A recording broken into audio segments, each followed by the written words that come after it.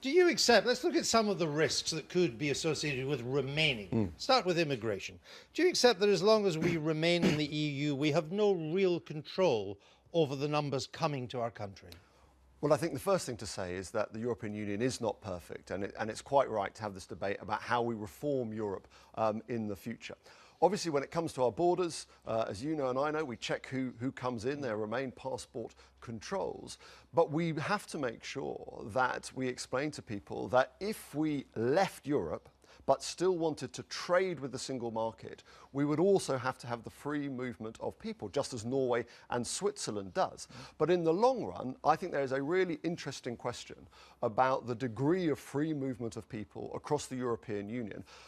But my point is that Britain should be a part of that conversation. We should be involved in that reform and change. And if we're not at the table, then our voice won't be heard. But the numbers would seem to be beyond our control because that's the price of membership. I mean, over the past 5 years, the number of EU nationals living in the UK has gone up by 700,000. It's now 3.3 million. It's doubled in 10 years. Now, as long as we remain in the EU, it's surely a risk that at least another 700,000 could come in the next 5 years. It could be even more. Or it could be markedly less.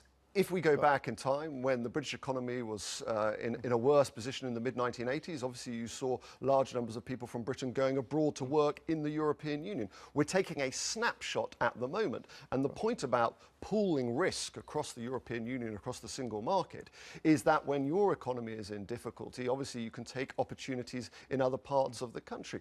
But what we should be doing here in the UK is supporting the reforms to make sure that there aren't benefit attractions to coming to the UK. So I think the Prime Minister's point about that you have to pay in before you take out, the point about fairness is really, really important. And I think people in Britain think that if people are coming here to work, to pay their taxes, to contribute to British society, that's perfectly fine. Well, you say it's a snapshot, but let's only look at this chart here. Over the last 5 years, as you can see from about 2012, under 5 years in fact, immigration, these are the absolute numbers, not net. Immigration from the EU has risen dramatically. It's actually risen. It's now essentially nip and tuck with immigration from outside the EU. So my point is, it's not a snapshot, it's a clear trend. The part of immigration over which we have no control is rising the fastest. Isn't that a risk? But we go right back to 1975. So actually, historically, this is a snapshot. And over time, this could well change. But my point is this, that we can't have a system whereby you turn up in the UK and claim benefits from day one. You have to have a contributory principle. But also, those parts of the country, Boston and Lincolnshire, parts of the southeast, which have experienced very high and marked levels of immigration, and we should be absolutely open and honest about this, that we have seen, as your statistics show, big changes, and those have impacted communities in very difficult ways sometimes. They need the extra resource for schools and hospitals and public services that this brings in. I understand that, but my argument, or at least the case I'm putting to you this morning, is that that is not necessarily a snapshot, or that it will necessarily change. Because let's look at the risks we would face in the years to come. Let me just start. Angela Merkel, the German Chancellor, she decided last year that over 1 million Syrian immigrants could go to Germany. Eventually, they could come here if they wished. Why should we be at the risk of unilateral decisions taken by a foreign leader? But obviously, there are issues about residency rights in Germany or Italy before anyone could come to the UK. Sure. We still retain border controls. But if they become German citizens, they'll be allowed to come here. I think for voters, this is a balance of risks, isn't it? That on June the 23rd, they have to weigh up what are these coulds and woulds and maybes from what we've heard clearly from the Governor of the Bank of England, the Chancellor of the Exchequer, the head of the International Monetary Fund, that there will be a seismic economic shock to the British economy. I understand that. I understand that. But and there's been plenty of coverage of the risks of coming out, and we will do more on that. What I'm looking at are the risks of staying in. So let me give you another one. I've given the Angela Merkel example. It could happen again.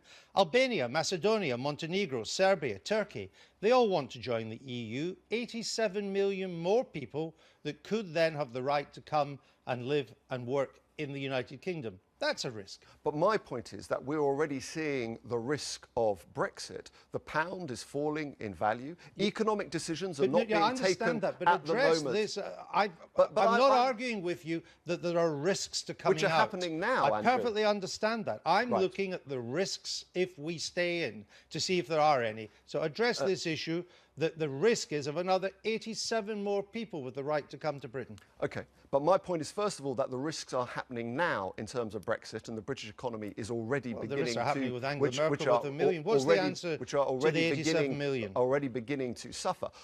The extension of Europe has to be managed very carefully. And my point is this, that the broader conversation about the total free movement of peoples across the European Union is something that does need to be addressed.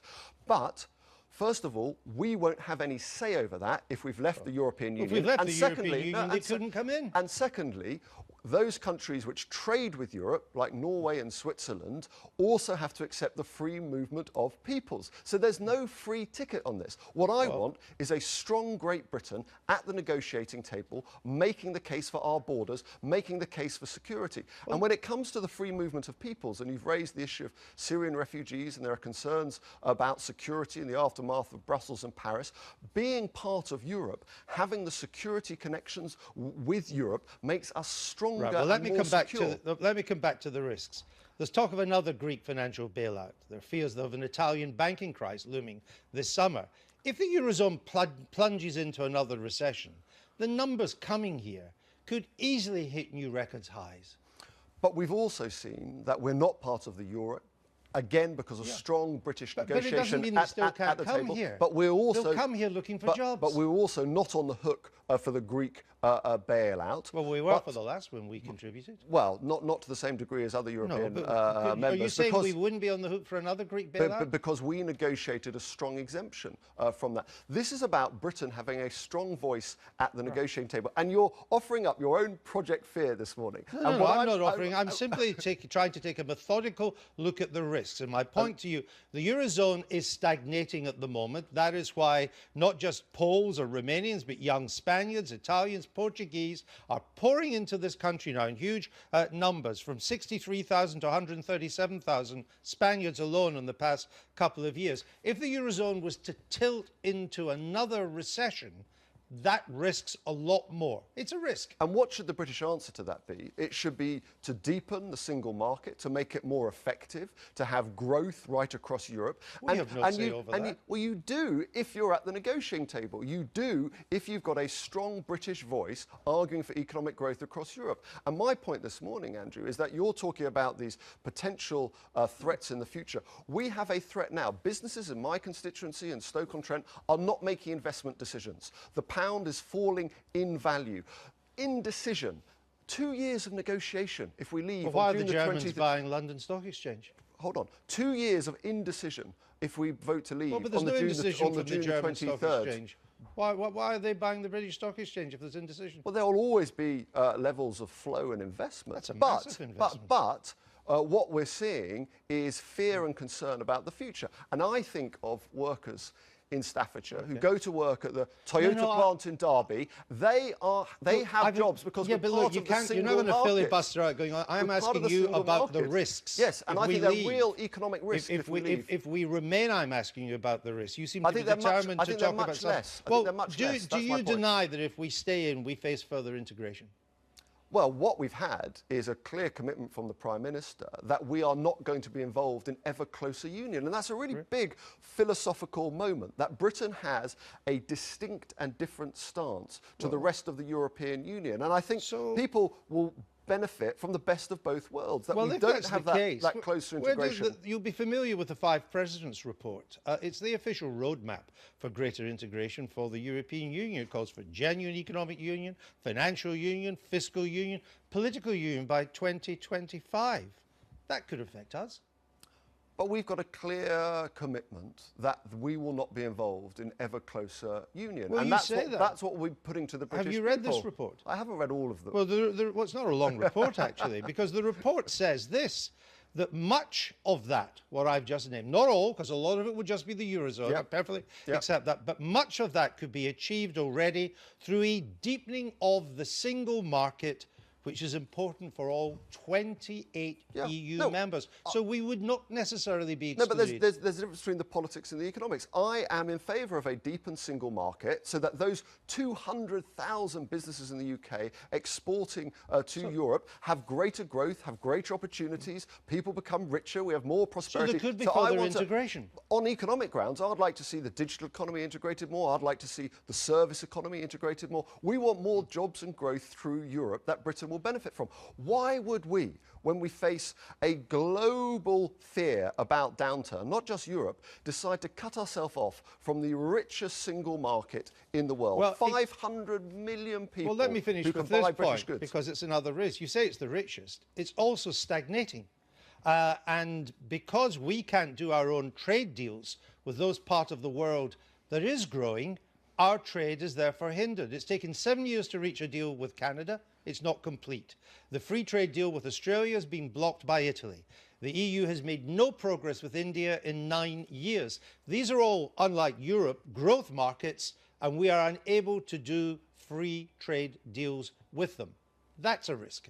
Do you honestly think, Andrew, that if we left Europe and there were negotiations with India about a free trade deal, the United Kingdom, 60 million people, would be ahead of the queue of the European Union of 450 Well, nothing's happened million. with India we for would 9 be years. right at the back of the queue. Why? We We have are historic not, links with India. What we about are- Australia and Canada? Andrew, we're not owed a living in the world. We're not asking for a living, we're asking for a free trade deal. We have to make our businesses grow on their own terms. And you do that by being part of the European Union. You have a much greater weight right around the world by being part of this massive trading bloc. And my point is that we have the best of both worlds. We do have the historic connections with the Commonwealth, with America. With whom we can't do free but trade through deals. Europe.